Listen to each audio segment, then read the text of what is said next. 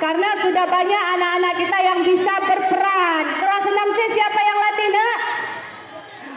Orang ini latih sendiri di bawah bimbingan guru kelasnya. Jadi kelas 5A siapa yang latih? Guru kelas juga ya.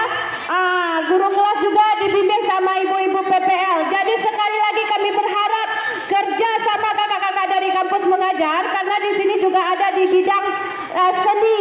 Jadi bagaimana nanti alat musik yang di atas seperti gendang, gitar, serta piano yang ada di atas kita bisa kolaborasikan dengan puisi, dengan nyanyi-nyanyian. Are you ready? Ready ya untuk yang kedepannya. Jadi kakak-kakak kampus mengajar itu lebih aktif lagi kakak. Ya, karena hampir sebulan di sini kami cuma melihat saja. Jadi dalam literasi kami minta waktunya karena kakak orang-orang lapangan. Selanjutnya